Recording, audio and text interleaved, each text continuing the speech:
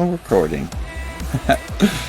Alright guys, anyway, welcome back to another Crossout video. So we finally got what we were supposed to see like 2 weeks ago, the Hyperbora news for the new weapons that they were talking about. So we have part 1, we have part 2, and now we're headed to part 3.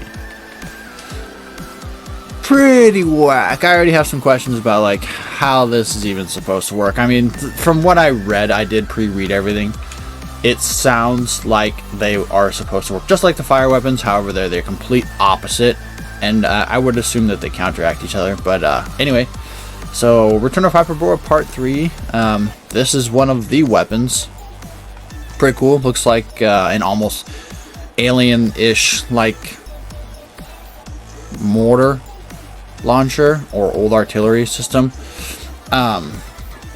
Prometheus, that's right, that's what I'm trying to think of. This kind of gives me vibes of like Prometheus, if you guys have seen that movie, how these parts are like kind of like all smooth and whatnot.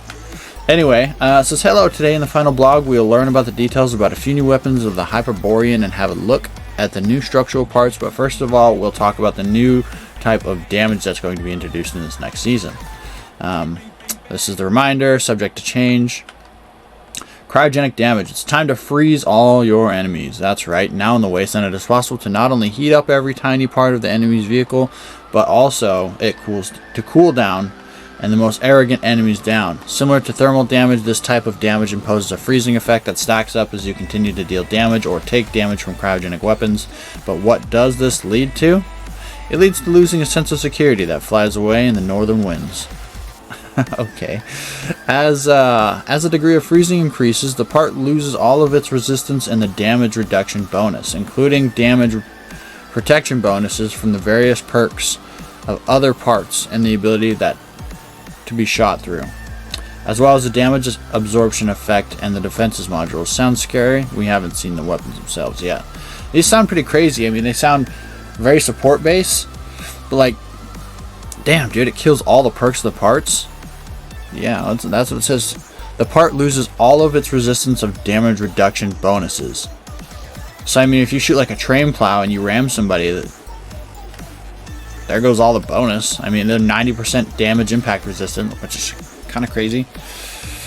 Seems pretty cool. Anyway, this is called the Scatty. Scotty? I don't even know. What the fuck? That looks like the inside of a turbocharger. Very interesting. This gives me not hungry Hyperborean vibes with Remedy vibes. Like, what is that? If this is a cryogenic weapon, what is that? I mean, if it comes out the barrel and all this stuff produces all the refrigerant, you don't ignite refrigerant. I don't know. I always question stuff and the legitimacy and like the realistic. Oh my god, there's literally a freaking turbocharger on this thing, dude. What? Yeah, I don't know. The legitimacy of it doesn't make any sense. And I don't even know how this works, because I see like that little hose, and then it runs to that. Anyway, this new legendary weapon is a reverse flamethrower. All flamethrowers, I wonder if this is epic. All flamethrower masters will feel the inverse of their element. Oh, feel themselves in their element. Its operation mechanics are similar to the rotary flamethrowers, so you won't have to get used to it for a long time. The weapon releases a jet of refrigerant which deals cryogenic damage and rapidly multiplies all enemy defenses to 0. That's cool. And if the cryogenic damage of the Scatty weakens the enemy's defense, then the perk will weaken his ability to fight back. As the jet of refrigerant hits the enemy, the damage of their weapons will decrease. Wow. That's gonna be a levy day thing.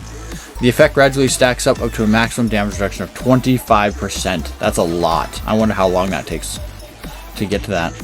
And the effect of the perk will continue to work for a few seconds after you stop methodically freezing it. The only but is that unlike flamethrowers, frosts require a little more space on your car. So get ready to adapt your engineering marvel. That's gonna be kind of cool. I mean, not only does it do damage, but it completely kills the overall damage. I think this is going to kill fire weapons.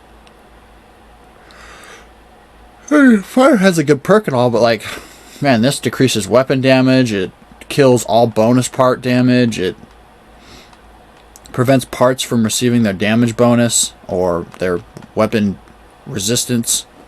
or part resistance. Like, that's crazy. This thing has like 3 good things. Anyway, so here's the howitzer. Hey, that's cool. It's called the Jotun. Do you prefer to keep your distance and infuriate your enemies by sending mines right under their wheels? Then the Jotus is your choice. Mines, dude, this should be like 155mm howitzer, and you just freaking fire that thing, and it should just explode upon impact and create like a area damage, kind of like an ensign, or a direct damage, or you can fire them directly in people's face. I don't agree with the fact that it's a mortar, or it shoots a mine. That's kind of dumb. As long as you can shoot people directly in the face with it, I guess I don't really care. Just like the familiar incinerator, one accurate throw into the thick battle can severely change the course of the fight. But if it wasn't all possible to escape the dangerous area after the fire canister, in this case of this mortar, it's not so simple. Thanks to the perk, a puddle of refrigerant will be left on the side of the projectile's explosion, which will freeze the parts of all armored cars that were caught in it, and speed up the power that their cabins will be reduced by 1/3. That's cool. The mortar opens up a lot of possibilities, especially in a team-based environment, and we can't wait to see what the sophisticated ways that you and your allies come up with ways to take out enemies. I have a feeling we only get one of these in the battle pass, but I hope we get 2. I feel like this is an epic too. This is not going to be a legendary. Guarantee this is an epic flamethrower, or flamethrower, and this is going to be an epic part as well. Pretty cool. This is definitely going to be a legendary. No way that this is not. If this is an epic, dude, that's going to be depressing. Okay, so this one's called the Narwhal. Yeah, see what I mean by like Prometheus-esque? Like, if you ever seen Prometheus movie, dude, like all this is just kind of like, wow. That's cool though. Hyperboreans did not forget about those who love the powerful heavy weapons, especially for all the fans and cannons and the long-range weapons. Welcome to the Narwhal cryo-cannon. Like all cannons, it fires projectiles that travel a long logistic trajectory and explode on hit, but there is one peculiarity. These shells also contain refrigerant. In addition to its menacing appearance, this turret cannon boasts a good mass to durability ratio, as well as 100% penetration ability. When the shell explodes on the enemy vehicle, the part receives cryogenic damage and a freezing effect. As the refrigerant affects the part, the damage from the projectile hitting them will increase up to 100%. Mount 2 of these guns on your armored vehicle, and the enemy won't forget their encounter with you anytime soon. That's gotta be a legendary, dude. Look at how massive that thing is. I wonder how big it is. It's gotta be gigantic. It's cool. Imagine it was actually like a relic. That would be awesome. But I doubt it. Definitely, I think this is gonna be a legendary. There's no way that this is an epic. Definitely could be a legendary, but definitely think it's an epic, and I 100% feel like this is an epic. Structural parts. It says we are here. Jesus Christ. We were delighted with your reaction to the new structural parts from the second part of the devlog and hope the remaining parts don't disappoint. So we got ventilation outlet. Oh, I like these kind of parts. They're kind of slant nose and hopefully have good durability.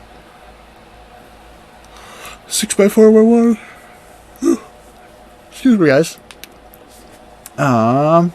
Cast half arc. Got a few parts that are similar to that. And then we've got, ooh, this is definitely a bumper piece. Cast side part. That'll be heavily used. Ooh, I like these too. Armor plate. I hope we get a lot of those. Probably only get 2. Oh, there's no descriptions. It says a half of this part will increase half of this. So I'm assuming this part. That's weird. Has increased resistance to various types of damage. Take this into account when assembling and shielding the most valuable parts on your vehicle. This concludes our introduction to the novelties of the upcoming season. As usual, you will be able to see the new items in action in our official live stream shortly before the update, as well as the live streams from our partners afterwards. See you in the new season. You don't have to wait long. I guess that's it, guys. That is all she wrote for the Battle Pass. Doesn't seem like much. Honestly, we get 1 legendary cabin, 3 weapons. I think that's kind of it, actually.